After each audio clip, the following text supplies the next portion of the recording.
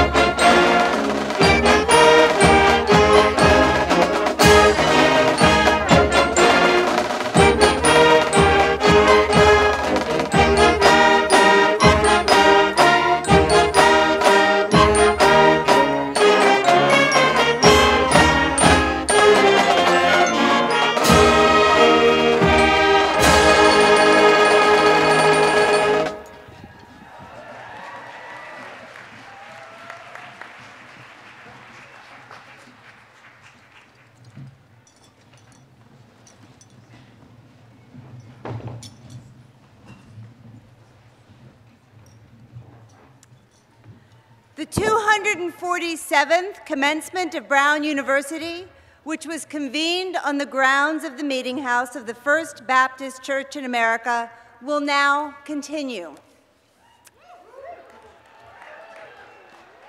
We will begin with senior orations, but before I introduce the first speaker, I have two announcements. One of our graduating seniors has Tourette syndrome. People with this condition sometimes completely involuntarily make noises and utter words that can be unsettling. The student asks that I inform you so that if this happens, you'll understand that it's not a sign of disrespect. I applaud this student for his courage in dealing with his condition so well during his time at Brown.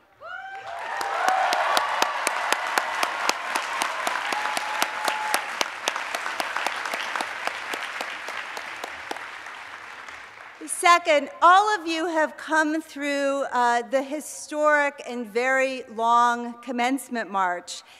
And while many things have happened during this march over the years, I think this year we may have gotten a first. And so I direct your attention, assuming everything works, to the video screens.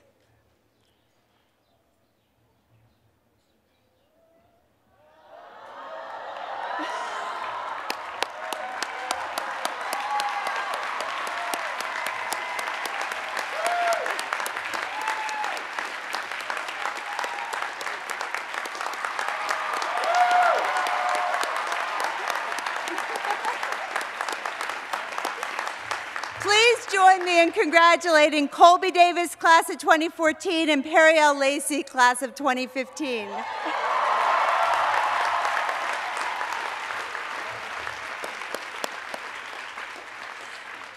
The first oration, entitled I Don't Know, will be given by Michelle Baya.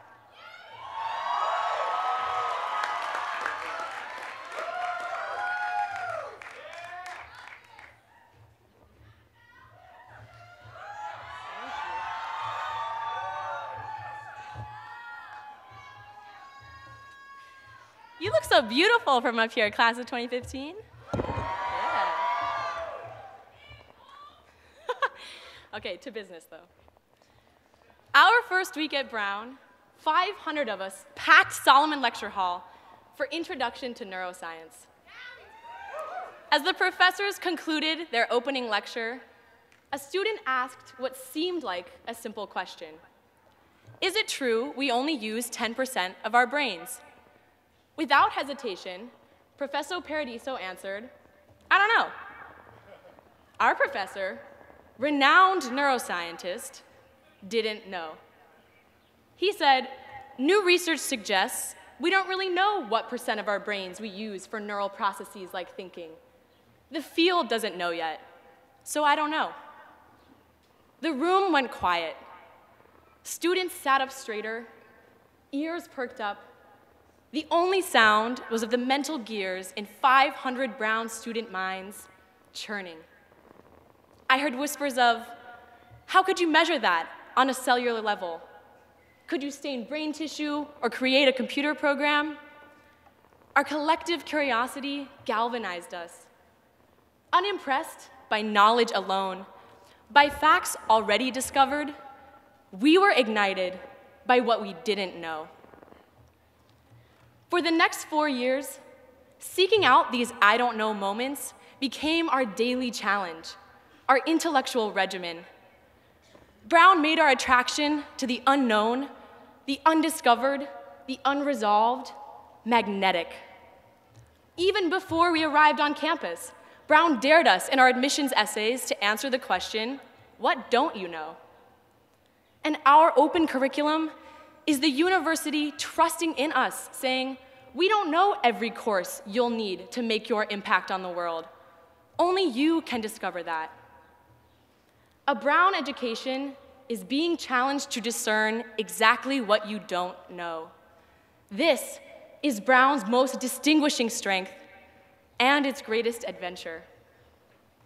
We probe visiting dignitaries, testing resolutions to global conflicts as if they could be solved right there in the lecture hall. We cherish controversies yet unsettled, problems yet unresolved, doctrines long unchallenged. We don't just embrace the unknown. We ask it out to fair trade coffee with its enthusiastic consent. Yeah, we do. Consent. If author John Foles is right that an answer is a form of death, saying I don't know breathes life into our restless minds. When we asked whose stories are missing from the history of the civil rights movement, our I don't know sent members of our class and faculty to Tougaloo, Mississippi, searching for silenced voices. When we asked what was Brown's relationship to slavery, our I don't know launched investigations that rewrote our university's history. Does the Higgs boson exist? The curiosity of Brown physicists hurls them into experiments at CERN's particle accelerator week after week after week. Apparently, people at CERN say, I don't know a lot. But beyond the Brown bubble, it can be hard to say I don't know. In our information age, we're rewarded for absorbing knowledge, for being excellent sponges. We're conditioned to fear moments when we don't know, moments of vulnerability. Last summer, I worked for a nonprofit law firm. One client was facing deportation back to Ghana, but required thrice-weekly dialysis for her kidney failure. Dialysis in Ghana is both scarce and expensive, but we needed proof that deporting her was tantamount to a death sentence. I suggested a Ghanaian doctor's testimony to the lack of access. Great, said my boss. How can we get that? I don't know, but I will find out. I started by contacting Brown professors who had done fieldwork in Ghana. They directed me to the largest hospital. And then a friend in the class of 2015 was visiting Ghana with a Brown-founded medical nonprofit, Yao Lu. He directed me to another member of our class, Nia Campina Bakot, who was conducting research at that main hospital. She then tracked down the chief dialysis physician, got her testimony and sent it back to us across the Atlantic for our client's case. I was in awe of the power of the Brown community, operating not just beyond these gates, but halfway around the world. I don't know wasn't a dead end in the conversation. It was a beginning. But I don't know is not only the first step on the path to discovery. It's also a critical step on the path to human connection. Researchers have demonstrated the power of unconscious bias. When we meet someone new, we're conditioned to think we already know them. To borrow Nietzsche's term, there is no immaculate perception. Socially constructed stereotypes seep into our subconscious. They sow assumptions about our fellow citizens, our fellow human beings.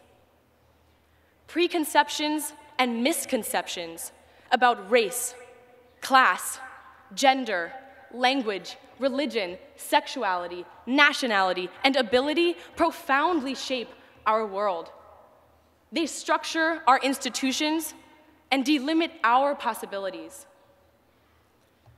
Their reverberations are felt from France to Ferguson, from Birmingham to Baghdad, from Baltimore to Brown. Bias is dangerous precisely because it is false knowledge. Because the truth is, we don't know. We cannot know how someone thinks from a weak data set of appearances and social constructions. We as humans are too complex, too dynamic, too surprising, and too magnificent. To know what someone thinks, we have to ask them what they think. This is the first step towards what President Paxson calls transformative conversation. Throughout our time at Brown, we've thrown ourselves into transformative conversations, and they have brought us moments both uncomfortable and powerful. We've used what we've learned from each other to strengthen our academic and personal lives. I don't know is thus not only an intellectual mantra, it's also a project of humanization. Anthropologist and author Zora Neale Hurston wrote, "There are years that ask questions, and there are years that answer them." Even though she went to Columbia, she's right. This is a year that asks questions, some of them personal. Where will we take our lives after graduation? How will we stay connected to the lifelong friends and mentors that we've made here? Some are vast. How will we combat climate change and end mass incarceration? How will we alleviate income inequality and improve education? And some of our questions are deeply reflective. Am I enough? Am I brave enough to confront my own biases? Am I strong enough to persevere in solving the issues I care about? These questions push us into uncomfortable places. To many of them, our answer may be, today and often, I don't know. But Brown has given us every tool and every reason to venture boldly into our discomfort. This is how we've grown. Every day, we've challenged each other to take no observation, no dominant narrative, no established truth at face value. Every day, we've challenged each other to hold self-evident only that nothing is self-evident. Brown has shown us that the very engine of discovery and insight, of progress and justice, of our future and the world's, is our fearless, relentless questioning. This is our greatest power. Brown has taught us that in this community, within these gates and far beyond, I don't know merely means I don't know yet.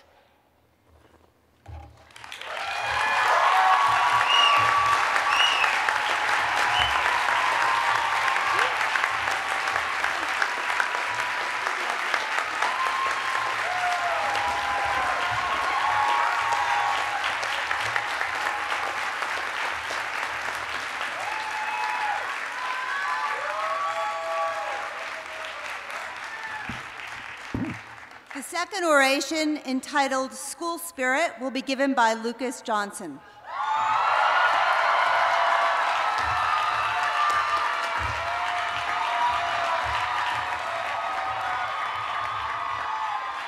Good afternoon, everyone.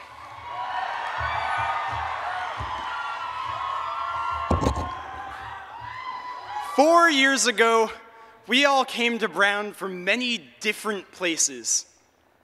I came from a high school of 5,000, where I never met most of my classmates, and one of my school colors might as well have been gray.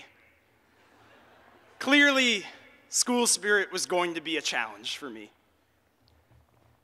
Ironically enough, I somehow managed to win the most school spirit superlative in my senior year. And humble bragging aside, I didn't even know what that meant. However, I couldn't wait to feel the intense school spirit of being a young Brown student.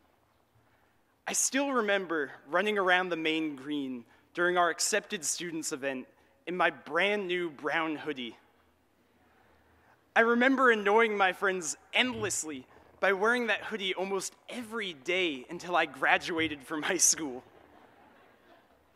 I tried to learn everything I could about Brown student culture. That way, I could sound like a real Brown student on the first day of orientation.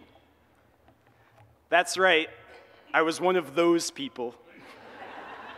The unbearably eager first year. Before I even moved into my dorm, I could have easily become the super excited, racially ambiguous kid. Yeah. On the front of a Brown brochure.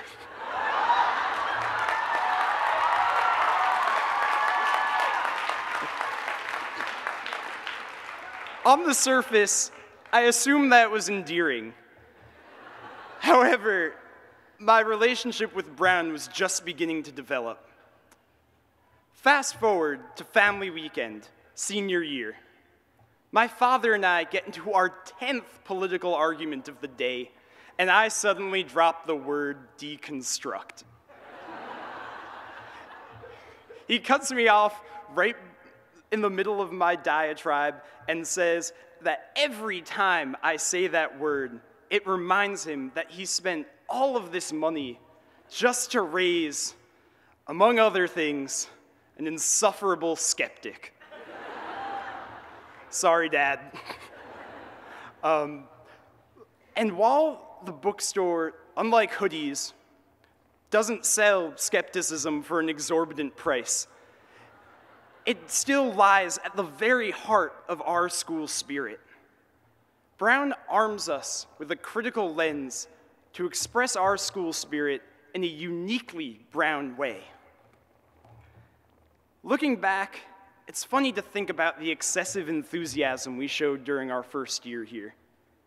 No one could stop my naive infatuation with our institution.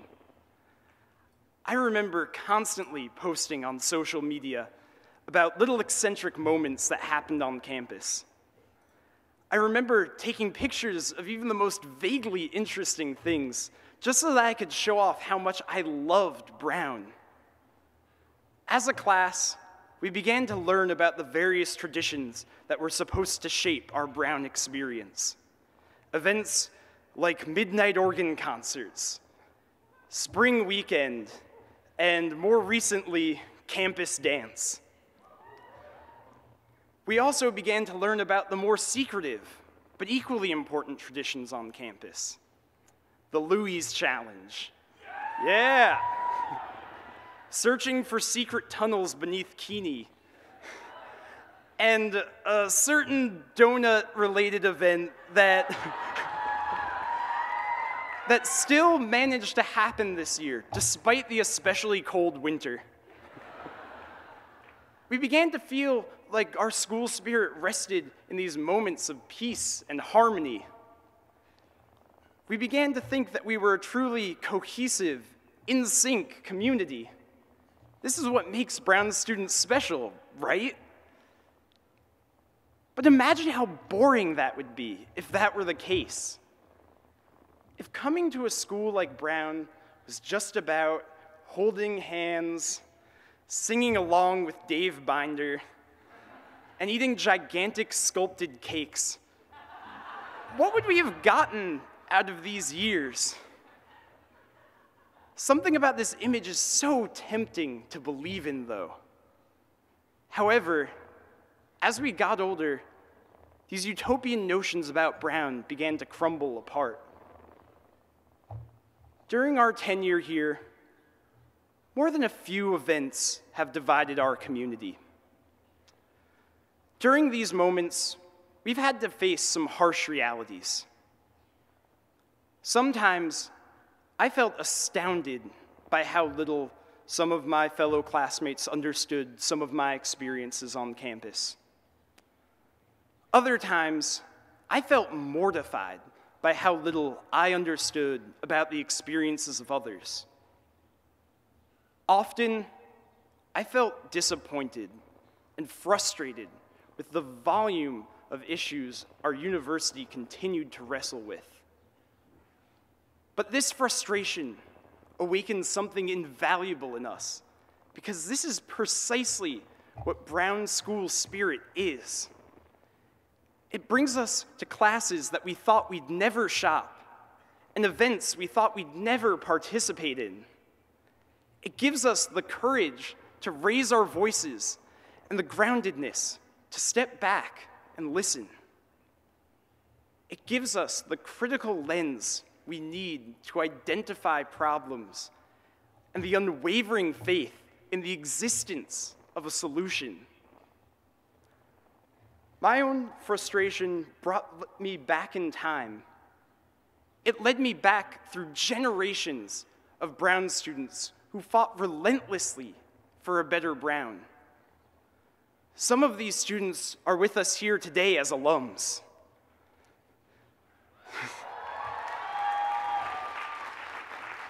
Students who made changes like the open curriculum possible.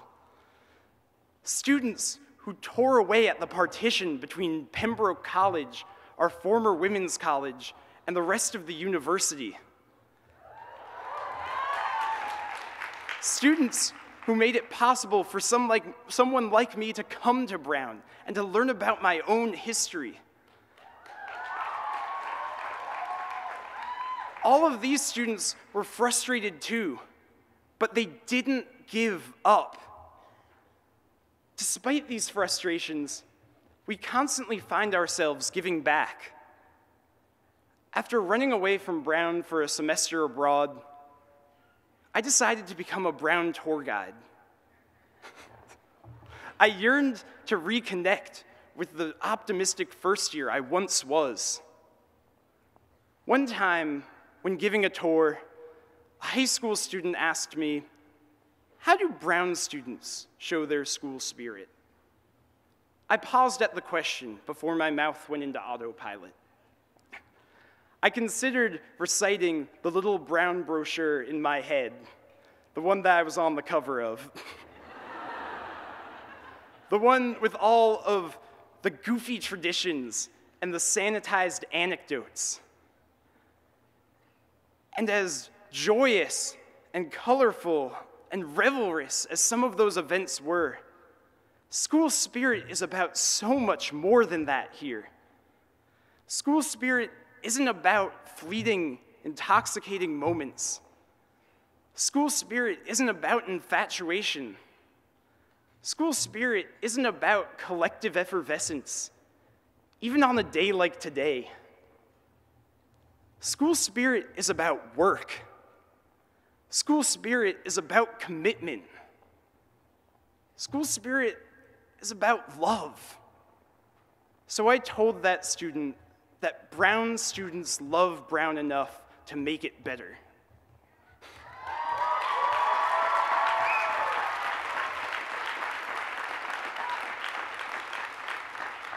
The sit-ins, the walkouts, the petitions, and the protests, the outreach, the feedback, the heated sections, the op-eds, even the 3 a.m. dorm room debates. That's how we do school spirit. So many students like us fought for a class like ours to be walking through Van Wickle gates today, fighting for a safer, more diverse, more socially responsible Brown is the best way that we can honor the students who fought for us. Looking back on the past 4 years, I reject the liberal arts school cliche that Brown somehow taught me how to think. Instead, I channel my father and say that Brown taught me how to be insufferably skeptical. Not only of myself, not only of others, but of the institutions I operate within.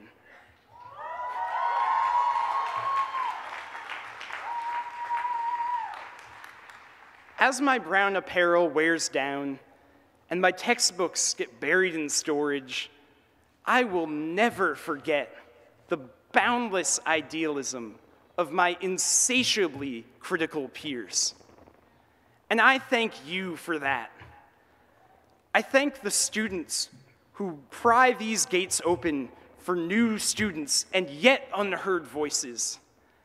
I thank the students who examine the machinery of our university with both a satellite camera and an electron microscope. I thank the students who search for a more vivid picture of today and work towards a brighter tomorrow. I thank you, class of 2015. It has been a privilege to learn and grow with you. Your hard work is what makes me proud to be a Brown alum and what keeps our school spirit alive. Congratulations, class of 2015.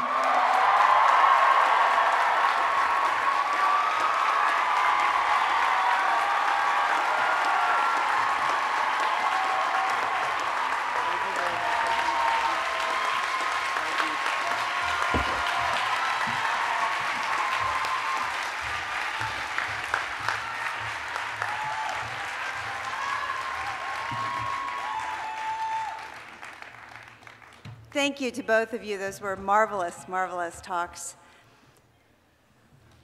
Candidoti honorandi nunc veniant. Now let the candidates for honorary degrees come forward. Madam President, I have the honor to present for the degree of Doctor of Humane Letters, honoris causa, Robert Anthony Corrigan.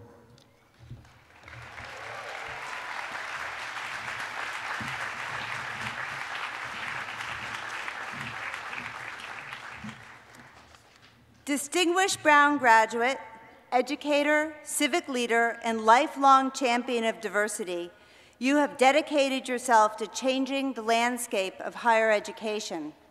From your time on the faculty of the University of Iowa, where you helped to establish one of the country's first African American studies programs, to your 24 years of leadership at San Francisco State University, you have imparted your vision of inclusion, opportunity, and community service to thousands of students and fellow educators across the nation. Under your leadership, San Francisco State University has become one of the leading public urban universities in America and a model of community engagement and pluralism.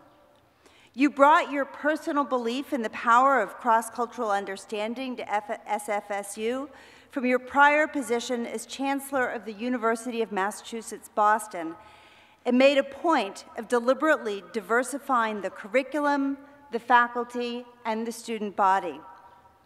In addition, you're focused on engaged scholarship and research with the potential for strong social impact, cultivated a higher level of intellectual distinction at the university. San Francisco State University would not be the progressive institution it is today without your insistence on transforming the status quo and promoting tolerance across the community. For your tireless efforts to break down barriers, create a more dynamic and meaningful learning environment, for your students and promote service throughout the Bay Area and beyond, we honor you with the degree of Doctor of Humane Letters honoris causa.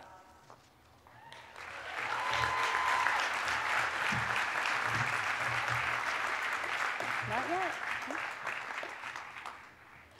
Auctoritate mihi commissa tea gradum in literis humanioribus admitto, omniaque iura aqua privilegia ad hoc gradum pertinentia tibi concedo, in huius testimonium hoc diploma tibi collegi aliter trado.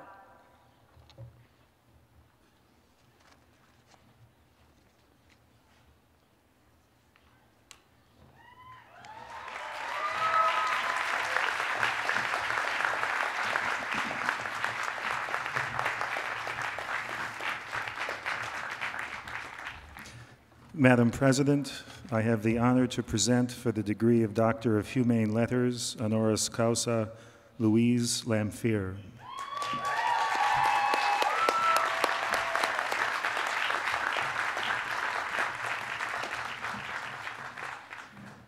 Renowned anthropologist, professor, and feminist scholar, your actions early in your career paved the way for positive change at Brown University and fairer hiring and tenure practices for Brown faculty. You sacrificed time, energy, and resources to pursue a class action lawsuit against Brown at a time when the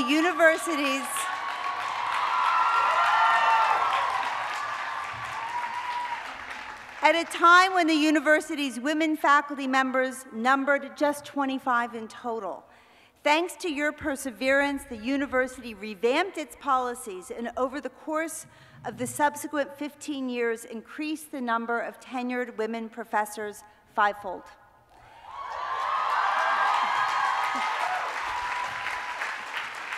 In addition, you made gender issues a permanent aspect of your scholarly work, co-editing one of the first volumes to address the anthropological study of women's status. As president of the American Anthropological Association, you push for more research on poverty, health, and family evolution in order to have a greater impact on current social dilemmas. Your contributions to both academia and public service during your time at Brown and the University of New Mexico have inspired the next generation of anthropologists and ensured that there is greater understanding of the ways in which societal changes affect women both in the home and in the workplace.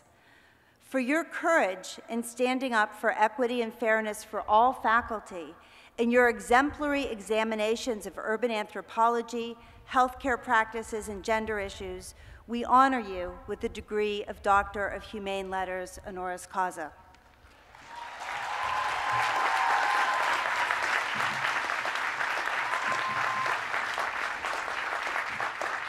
Auctoritate mihi commissa te agradum in literis humanioribus admitto, omniaque iura aqua privilegia, ad hoc gradum pertinentia tibi concedo, in huius testimonium hoc diploma tibi collegialiter trado.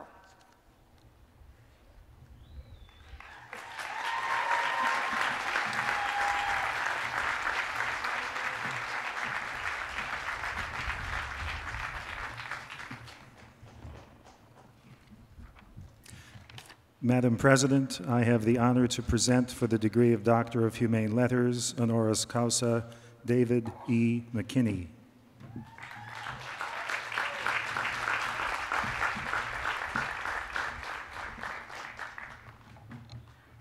Highly regarded executive, philanthropist, and longtime member of the Brown family, your career has been marked by leadership, perseverance, and a deep desire to enhance the university's teaching, research, and civic engagement on a national and international scale.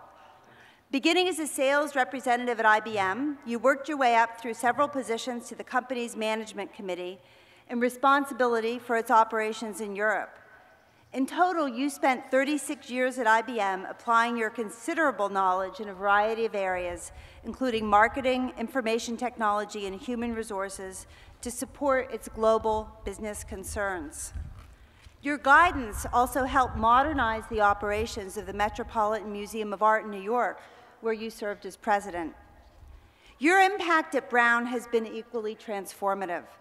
As a two-time trustee, a senior fellow, chair of the Watson Institute for International Studies Board of Overseers, and a member of the Advisory Council on Computing and Information Technology, you have helped shape several aspects of Brown's contemporary mission. In addition, as president of the Thomas J. Watson Foundation, you've created a partnership with Brown that has resulted in substantial growth for the Watson Institute and faculty support in applied mathematics and computer science. To honor your outstanding professional achievements, your exemplary service to Brown, and your ongoing commitment to improving higher education, we bestow on you the degree of Doctor of Humane Letters honoris causa.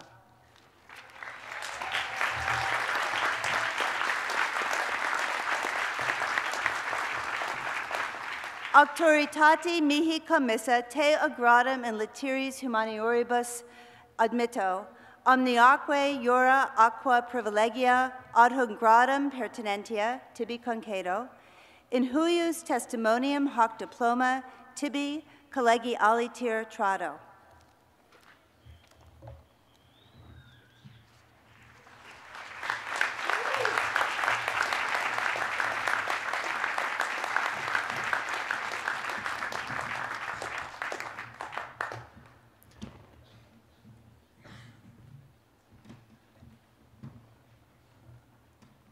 Madam President, I have the honor to present for the degree of Doctor of Fine Arts honoris causa Tracy Ellis Ross.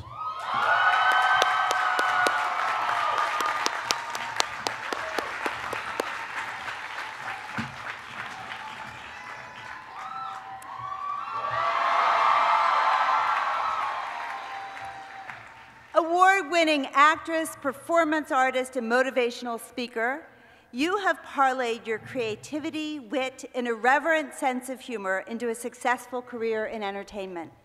Since your breakout role in the television show Girlfriends, you have charmed audiences and displayed grace, talent, and a strong sense of self. Whether you're on stage, on the small or big screen, or embodying your alter egos at New York Fashion Week, your work combines detailed knowledge of human nature with boldness to create characters that are simply unforgettable. With the recent success of your new ABC comedy show, Blackish, your reach has grown to include an even wider audience. As a result, your passion for facilitating self-expression and broadening the definition of what is beautiful is affecting more people. As a motivational speaker, you are dedicated to helping others, and in particular teenage girls, find their inner strength, confidence, and pathways to satisfaction. In addition, your love of fashion helps you find common ground with women of all backgrounds and provide heartfelt advice about maintaining your personal style in a world that is full of imitation. For your original portrayals of interesting and eccentric characters, your willingness to be a mentor and inspiration to young girls, and your continued desire to push the boundaries of imagination in a variety of media, we honor you with the Doctor of Fine Arts, honoris causa.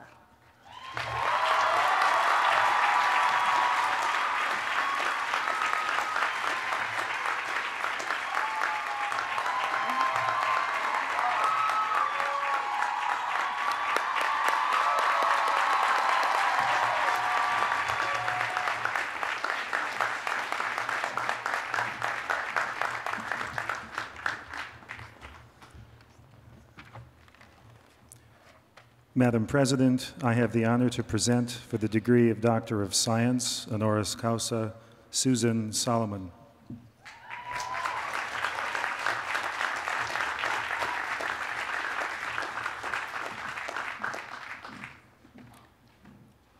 Widely acknowledged as one of the most distinguished climate scientists in the world, you have forever changed the way we protect our atmosphere and help to promote awareness of the challenges our society faces as a result of climate change. As a scientist at the National Oceanic and Atmospheric Administration, you led 2 expeditions to Antarctica, where you were the first to propose an explanation for the hole in the ozone layer that appears in that region.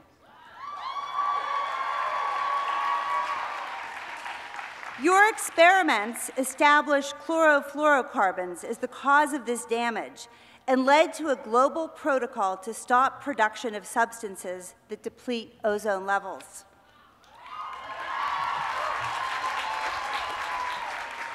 Your subsequent academic work and service on the Intergovernmental Panel on Climate Change has assisted in illuminating both the severity and the irreversibility of global warming. And you continue to study and disseminate information about the connections between surface chemistry and rapid climate change. In 2011, the Massachusetts Institute of Technology named you the Ellen Swallow Richards Professor of Atmospheric Chemistry and Climate Science, a position in which you are able to have a hand in training the next generation of scientists. Among your most impressive accolades, you have been awarded the U.S. National Medal of Science, the highest award of the French Academy of Sciences, and had an Antarctic glacier named after you.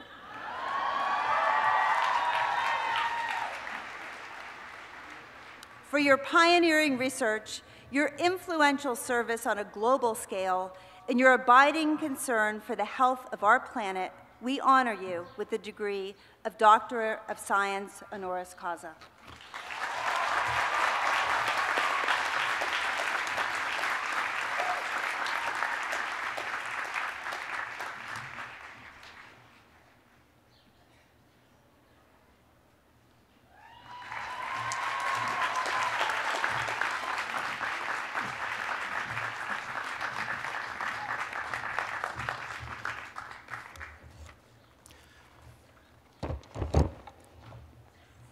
Madam President, I have the honor to present for the degree of Doctor of Science honoris causa, Catherine D. Sullivan.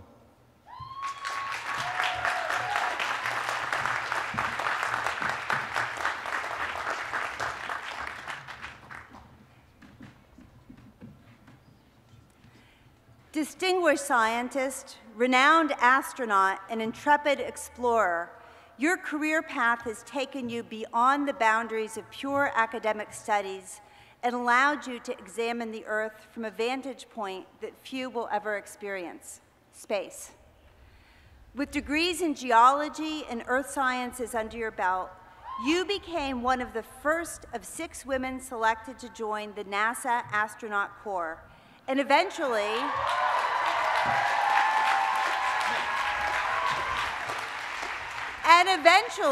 the first American woman to walk in space.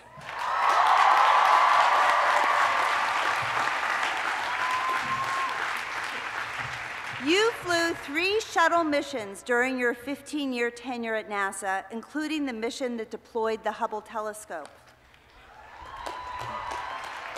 In addition, you have faithfully served the National Oceanic and Atmospheric Administration, NOAA, for many years, first as the chief scientist overseeing research and technology related to climate change, marine biodiversity, mapping services, and satellite instrumentation, to name just a few. In recognition of your extensive knowledge of oceanic and atmospheric concerns, you were confirmed by the Senate as Undersecretary of Commerce for Oceans and Atmosphere and NOAA Administrator in March of 2014. Your expertise has always been in great demand, and you have provided leadership as an oceanographer in the U.S. Navy Reserve, the inaugural director of the Battelle Center for Mathematics and Science Education Policy in the John Glenn School of Public Affairs at OSU, and a member of both the National Science Board and the Intergovernmental Group on Earth Observation. For your abundant contributions to science, education, and the public good, and your ongoing commitment to improving the state of our planet for future generations, we honor you with the degree of Doctor of Science honoris causa.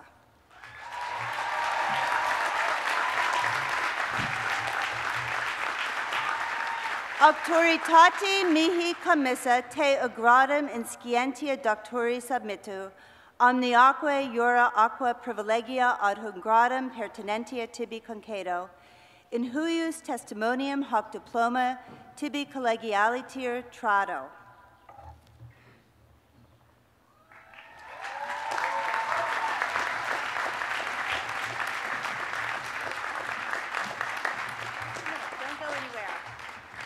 So I want to just say a few words. Last night, after a dinner with our honorary degree recipients, we asked all of them, to a crowd that was gathered there, to say a few words about their lives. I wish we had time to hear from all of them today. But Catherine made some comments that for someone who was not yet a Brown graduate, just really rung true to everything that we've been thinking about at Brown during our 250th. So I asked her to say a few words right now. Catherine.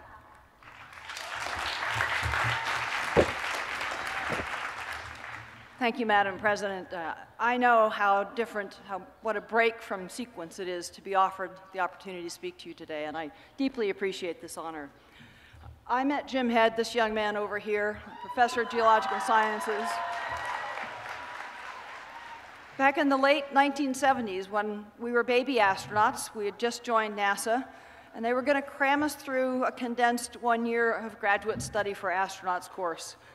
Jim's job was to take sort of everything about planetary remote sensing and earth sciences, cram it into 3 weeks, and stuff it into our ears. In the years following that, we became co-investigators on a synthetic aperture radar I took along on my first shuttle mission. Together, we studied everything from the way radars work to the geology of Death Valley and the remote plains and mountains of Venus and Mars and Antarctica. And so that brought me to this campus a number of times in the early 80s. And every time I was here, however short or long, I felt something special. It was clearly an exciting and vibrant place, some place that felt just right to me. This trip, this short weekend, though it's been 15 years, I think I got my finger on what that was. And you've been hearing about it from the student orators today. It is the ethos of Brown, your commitment to integrative, experiential learning, the permission your campus, your college, and you give each other, the urging, in fact, to explore and explore boldly the world here on campus and in Rhode Island, the world far beyond these gates, the wild idea, and the supposedly well-settled fact. To learn about it, to probe it, to question it, to debate it, to go out and to come back here and examine it together. Sometimes this produces illumination, sometimes transformative discovery. And what felt so right to me about this is that I was blessed to go to an institution with a similar ethos on the left coast of the United States. And thank heavens I did, because I would not stand here before you today if I hadn't been at a place like Brown. I started university as a language and linguistics major, urged and challenged to go explore the sciences before I resolved with certainty that that was my best path. And I found oceanographers and earth scientists in whose lifestyle and in whose passion for inquiring the outdoors, I saw, in fact, exactly the life I had dreamt of living since I was a little girl. More importantly, when I marched up to one of them, a 17-year-old girl, freshman, French major at a time that women were not in the earth sciences, and said, "These classes have really excited me, and I'm not sure why. What do you guys do?" He did not dismiss me with disdain back to the French department. He invited me into his world with excitement and passion and just contagious delight at the exploration and discovery. And then he also showed me how to build a bridge across the chasm that lay between my 17-year-old, not entirely confident French major self and the earth scientist I had just begun to dream of becoming. This is the same kind of place that it formed you over these past 4 years. This ethos is embedded in this place, in this green, in your leadership, in your faculty, in each and every one of you, and in all of the alums that you marched past today. And you are now a part of that grand and deep and rich Brown line. Take these ideas, take this passion, turn it into action, turn it into service, turn it into purpose that helps shaped the world. I thank you very much for the honor you bestow on me today, but more deeply, I thank you truly for the privilege of joining the Brown community. Congratulations, class of 2015.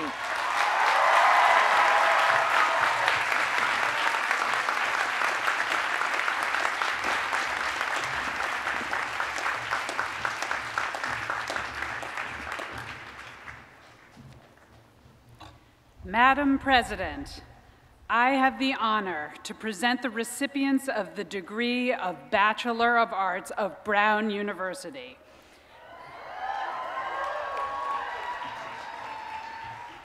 Eric A. Foreman will accept his diploma on behalf of the recipients of this degree.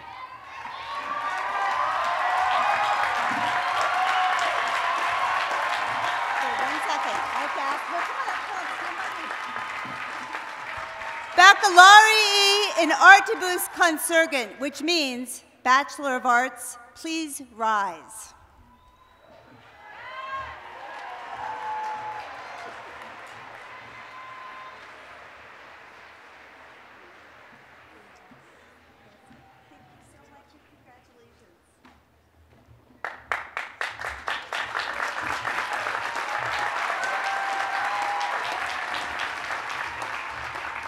Videte igitur uprobe integraeque in alimentum rei publicae, et in Dei honorum, ut decet eos hoc grado honoratos vo geratus. See to it, therefore, that you conduct yourselves properly and with integrity to the betterment of the Republic and to the honor of God, as befits those honored with this degree. Sedete baccalaureae in artibus. Be seated, Bachelor of Arts.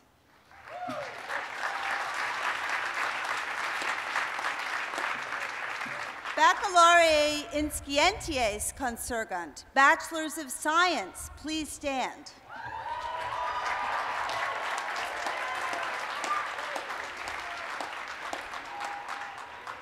Madam President, I have the honor to present the recipients of the degree of Bachelor of Science of Brown University. Carolina Ramirez Vizcarrondo will accept her diploma on behalf of the recipients of this degree.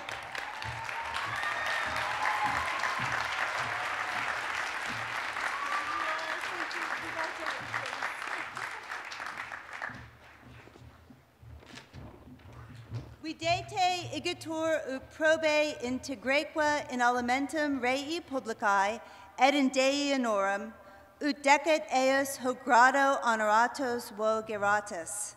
Sedete baccalaureae in Scientias. Be seated, Bachelors of Science.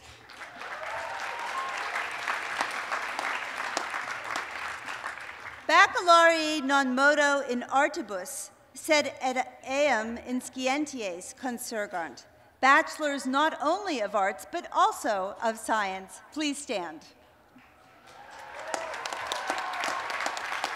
Madam President, I have the honor to present the recipients of the combined degree of Bachelor of Arts and Bachelor of Science of Brown University. Jillian M. Michelson will accept her diploma on behalf of the recipients of this degree.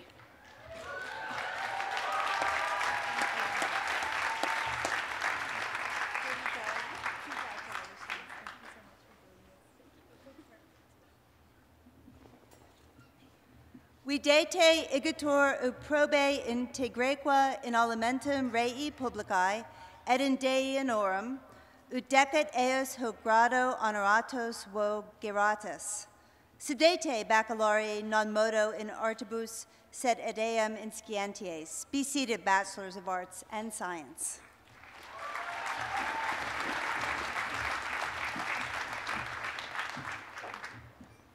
On behalf of the Board of Fellows and the faculty of Brown University, I hereby authorize the academic department chairs to present to the diplomas attesting to the Brown University degrees that they have been awarded, this to take place at appropriate ceremonies following these exercises. Ladies and gentlemen, the ceremonies at which the graduating seniors will receive their diplomas individually will be held directly following this program. Members of the corporation, chairpersons, and faculty members will participate in these ceremonies.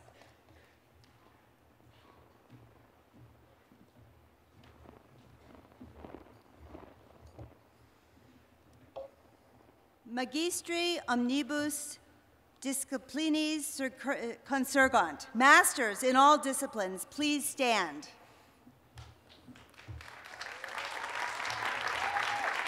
Master's degrees, come on. Madam President, the master's degrees were conferred earlier at the graduate school ceremony on Ruth J. Simmons Quadrangle. June Paktakan Sutherland will now accept his diploma on behalf of the recipients of this degree.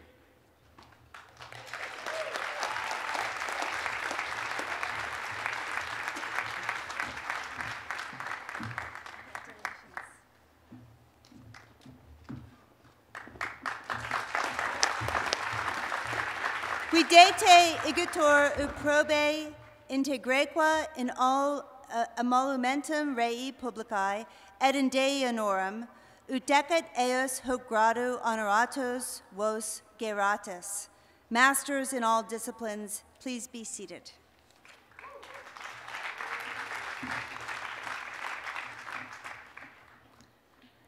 Doctores medicinae consurgant. Doctors of medicine, please stand.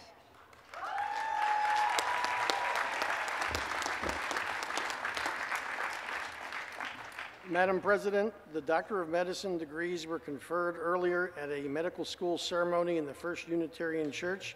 Suresh Mohan will accept his diploma on behalf of the recipients of this degree.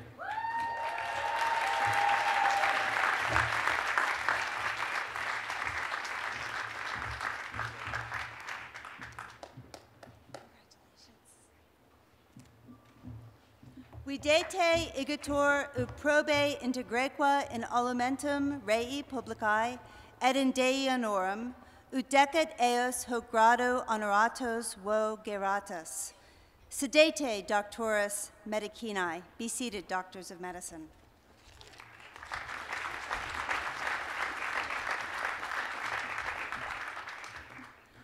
Doctores in Philosophia consurgant. Doctors of philosophy, please stand.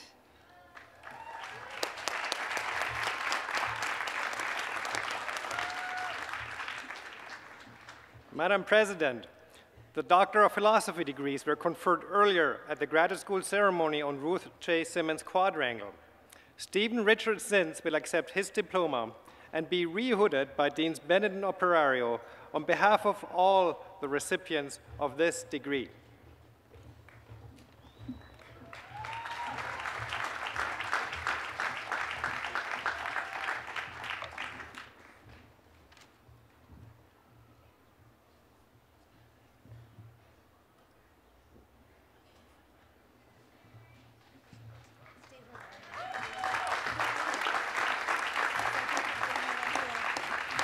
Videte igitur uprobe integrequa in olumentum rei publicae et in Dei honorum, ut decet eos hoc grado honoratos vos geratis.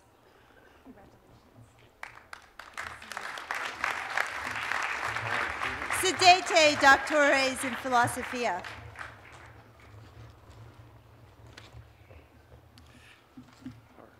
Madam President, earlier at the graduate school ceremony, the Horace Mann Medal was awarded to Lynn Rothschild, who received her Doctor of Philosophy in Molecular and Cell Biology at Brown in 1985.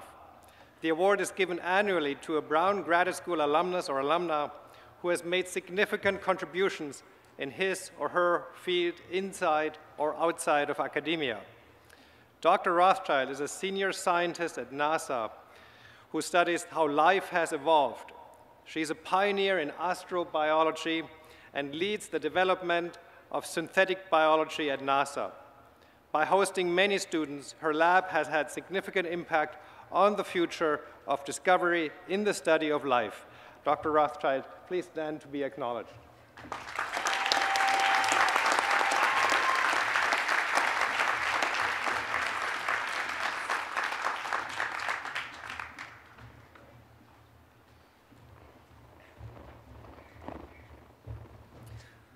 The Board of Fellows has granted the degree of Master of Arts ad eundem to those professors, associate professors, and senior lecturers who hold no other Brown degree, to the end that their names may be carried upon the rolls of the university as honorary alumni.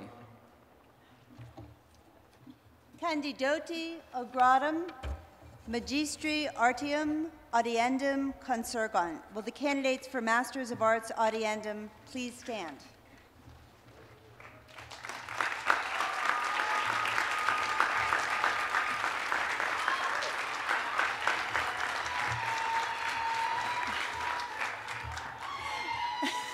Auctoritate mihi commissa vos auguratum in artibus magistri audiendum admitto, omniaqua jura aquae privilegia ad hum gradum pertinentia vobis concedo, quare in testimonium diplomata vobis hoc post munus solemnicer tratum.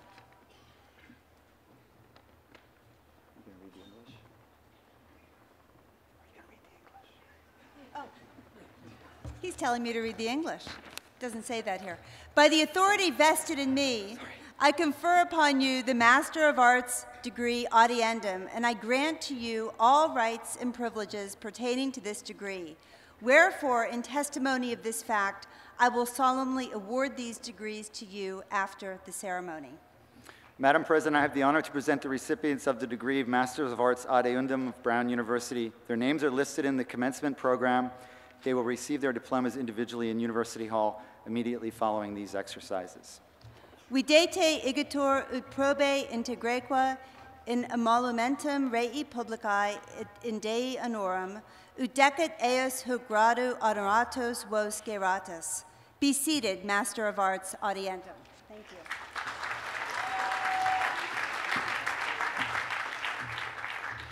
Now, I'd like to ask that all of the parents and grandparents and family members who've supported students through 4 years of Brown or more stand and be applauded by all of the students.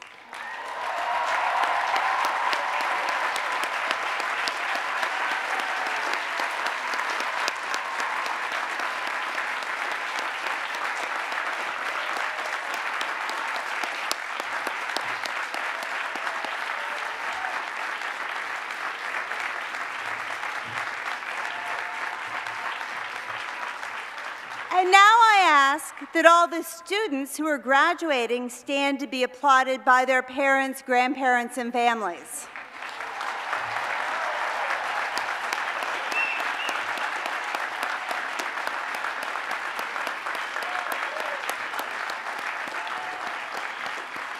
And applaud them for everybody who's here, faculty and everybody else. Congratulations.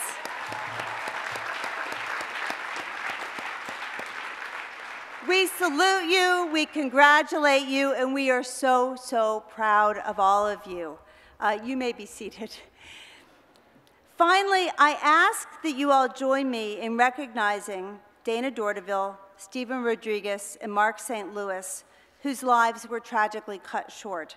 Dana, Stephen, and Mark were distinguished and honored members of this university, and they will always live in our hearts. Now, I ask that my faculty colleagues who are retiring this year and becoming professors emeriti stand to be applauded. We salute you and thank you for your many years of service.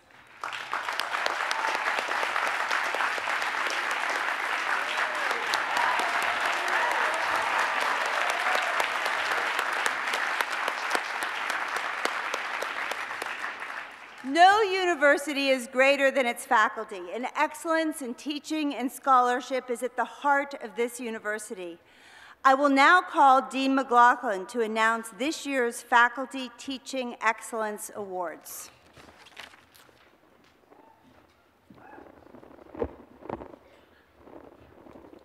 At a ceremony earlier this month, the Faculty Teaching Excellence Awards were presented. The awards recognize Brown faculty members for sustained and continued excellence in undergraduate teaching in each of the 4 major areas of the curriculum: humanities, life, physical, and social sciences. I'd like to recognize each of the awardees this year and ask those who are in attendance today to please stand and be recognized. The first award, and this year there are 2 awardees in this category, is for the John Rowe Workman Award for Excellence in Teaching in the Humanities. The awardees this year are Nydia Schumacher, Senior Lecturer in Hispanic Studies, and Mark Cladis, Brooke Russell Astor, Professor of Humanities and Religious Studies.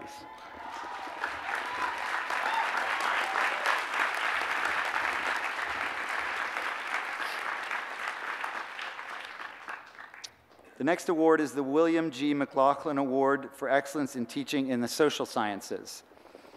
The awardee this year is Seth Rockman, Associate Professor of History.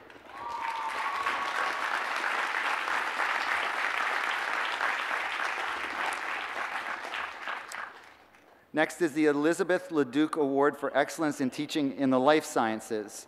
This year's awardee is Professor Sharon Swartz, Professor of Biology and Professor of Engineering.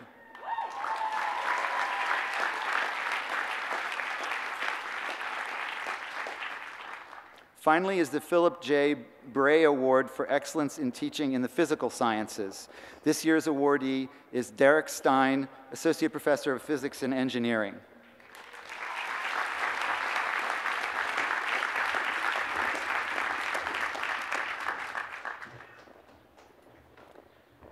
I now call upon the Chair of the Faculty, Professor James Marone, and Fellow of the Corporation, Teresa Gao, to present the Susan Culver Rosenberger Medal of Honor.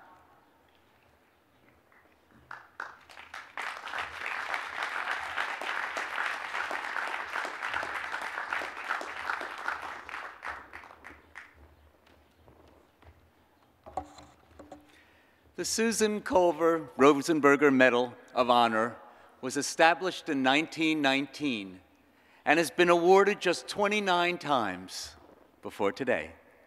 It's the highest award that we, the faculty, can give. You know, many bonds unite this wonderful community, this wonderful family. On the 250th anniversary of Brown University, of our community, the faculty wanted to reaffirm that very special bond between teacher and student. And few of us embody that bond, embody the commitment to teaching like Barrett Hazeltine.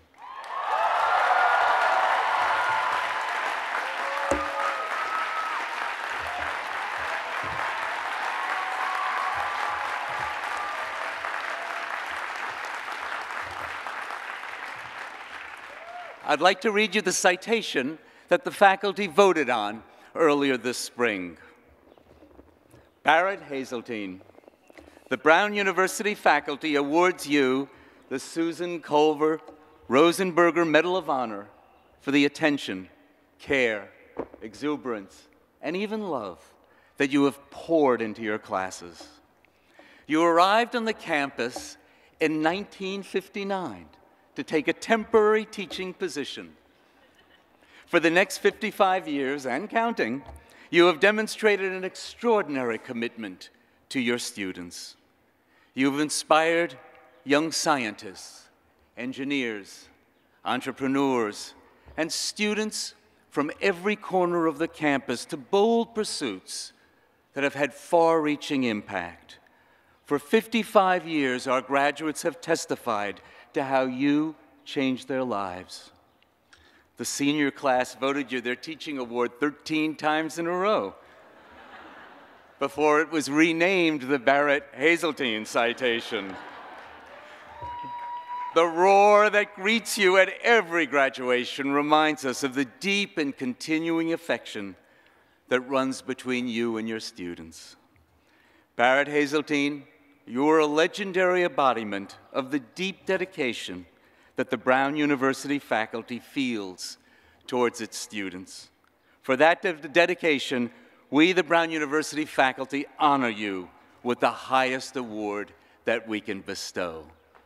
Thank you, Barrett.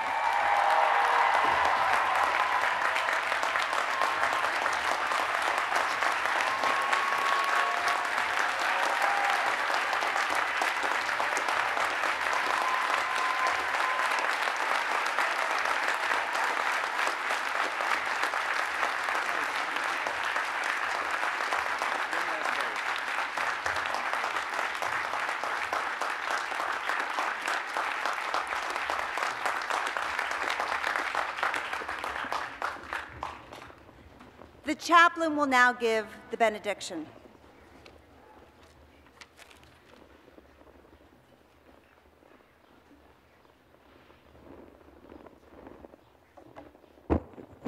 This is where I get to see if my hands and my words work.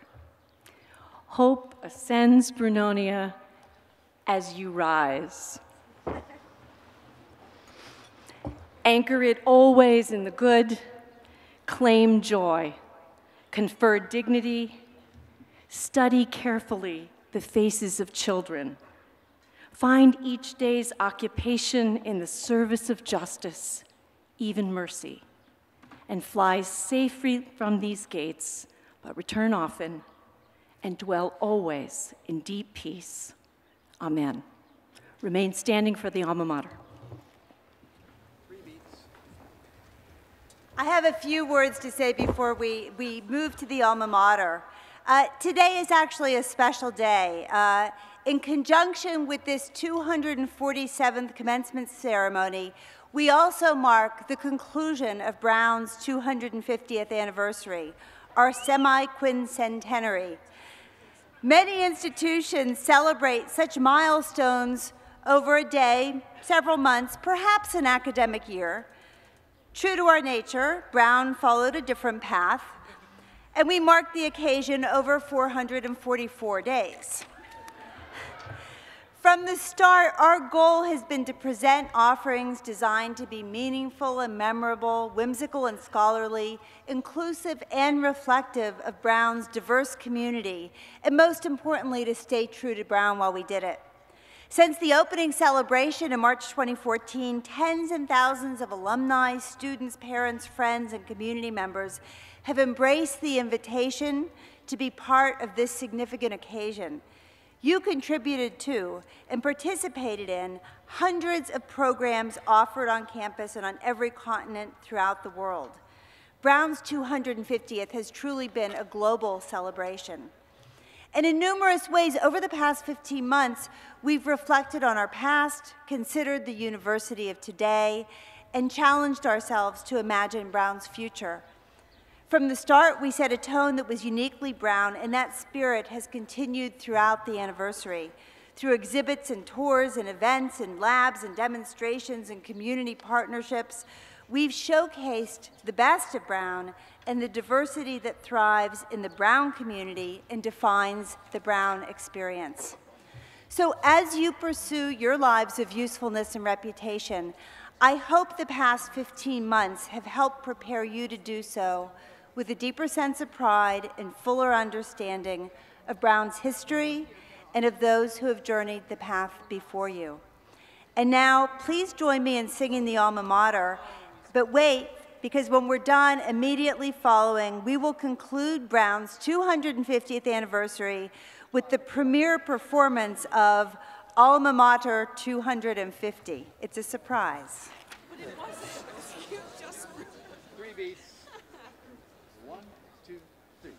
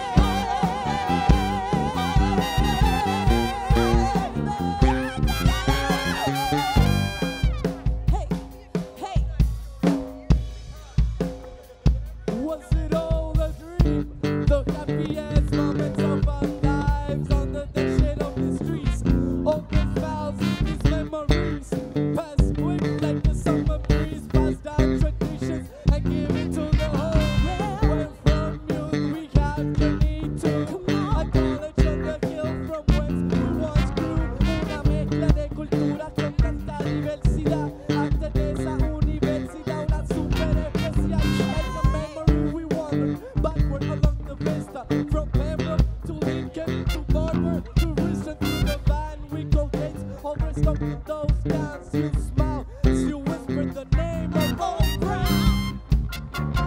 The name of Old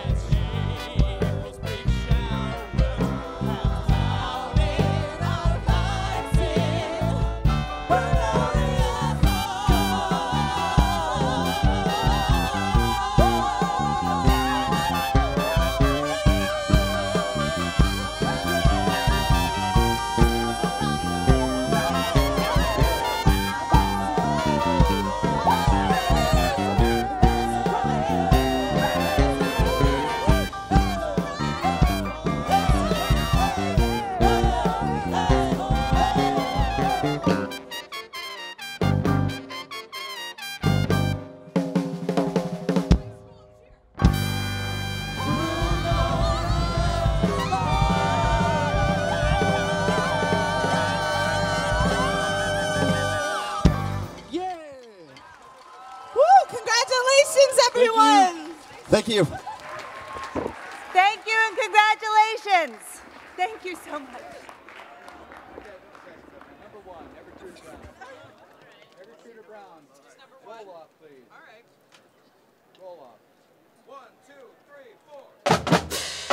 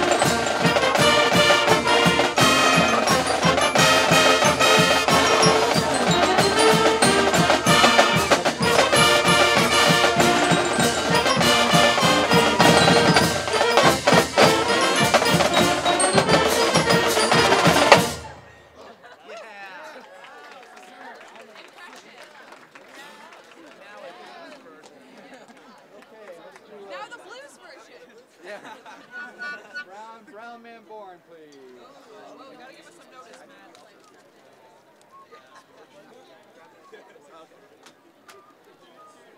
While everyone walked off, just play Spanish.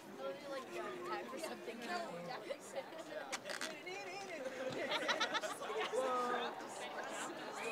Brown man born. 2 measures. 2 measures. 1, 2, ready, go.